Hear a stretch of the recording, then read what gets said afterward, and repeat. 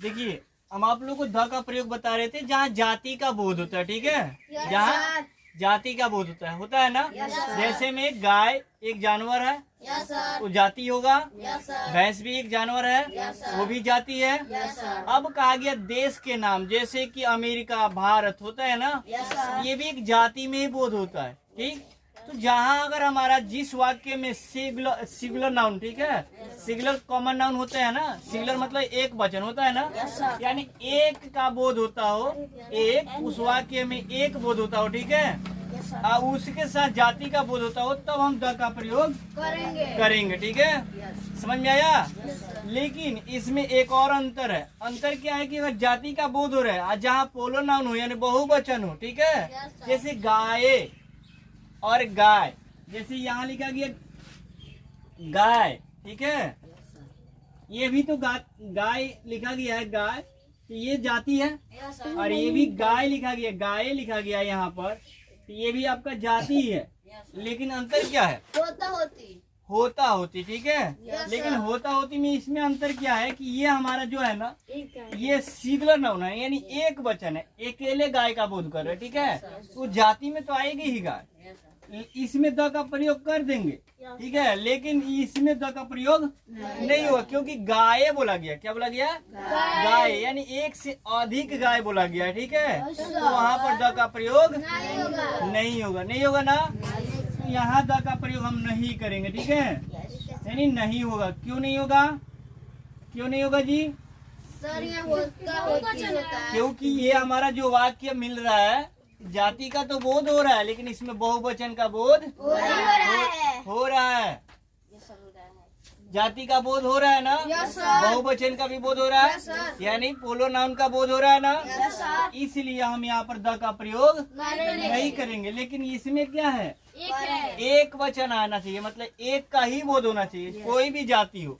देश का नाम रखेंगे, जैसे भारत, तो भारत को अकेले ही तो रखा गया ना, भारतीय तो नहीं कहेंगे ना, भारतीय कहेंगे तो बहुवचन में आएगा।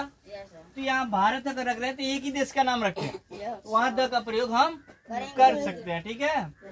लेकिन यहाँ पर द का प्रयोग नहीं होगा ना, क्योंकि बहुवचन है, जाति का बोध हो रहा है, लेकिन यहाँ पर बहुवचन है, इसीलिए क्या होगा? द का प्रयोग नहीं करेंगे। तो देखिए, जैसे हम एग्जाम्पल में क्या लिखवाते हैं कि यहाँ लिखा गया कि गाय दूध, ठीक है, दूध देती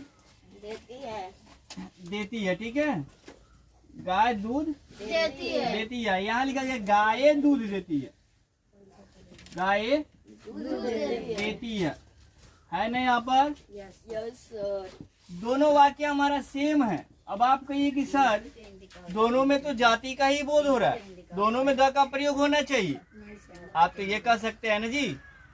ध्यान दीजिए यहाँ पर, आप कहिए कि सर वाक्य तो हमारा दोनों एक ही जैसे है, दोनों में क्या होना चाहिए? जाति का बोध होना चाहिए ना, होना चाहिए कि नहीं होना चाहिए?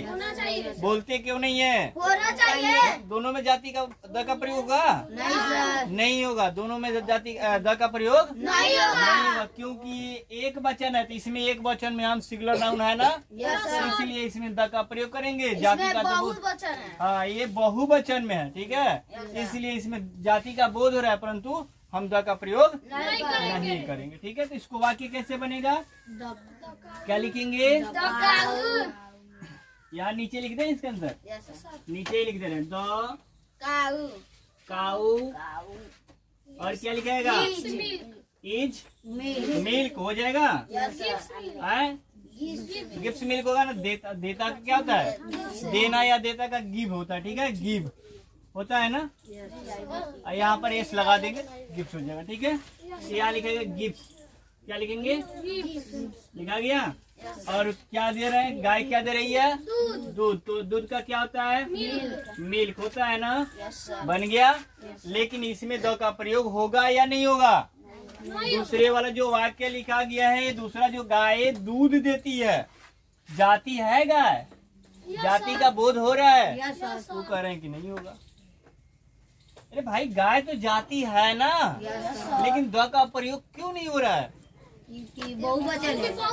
सपोज इट मान के चलिए कि हमने इस साइड एक गाय खड़े किया है, एक साइड दो गाय खड़ी किया चाहे 4 गाय खड़ी किया, तो इधर कह रहे हैं कि द का प्रयोग कीजिए, इधर कह रहे हैं कि द का प्रयोग नहीं कीजिए, तो क्यों नहीं कह रहे हैं कि इधर प्रयोग कीजिए इधर मत कीजिए? सर इधर बहुवचन नहीं है। हाँ, क्योंकि इधर बहुवचन नहीं है, और इधर बहुवचन है। बहुवचन है, इसलिए जाति का दोनों में बोध हो रहा है, लेकिन अलग अलग अंतर हो जा रहा है कि एक में जाति का द का प्रयोग करेंगे, एक में नहीं नहीं करेंगे। करेंगे। समझ में आ गया? Yes sir. इसीलिए इसमें द का प्रयोग दूसरा में नहीं होगा। तो क्या लिखेंगे इसका सवाल? काऊ।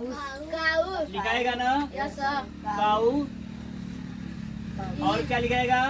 आर लगेगा कीज, हाँ। आर लगेगा ना? Yes sir. और उसके बाद क्या लिखाएगा? Gives milk. हाँ, गिव्स मिल्क। मिल्क। बन गया सवाल? Yes sir. समझ में आ गया कहाँ द का प्रयोग करना है? Yes sir. कोई भारी चीज नहीं है, द का प्रयोग वही मतलब जाति का बोध होता है वहीं पे करते हैं, लेकिन बहुवचन के साथ नहीं, एक वचन के साथ। ठीक है, यस सर। समझ में आ गया ना? बना लीजिएगा। दीजिए।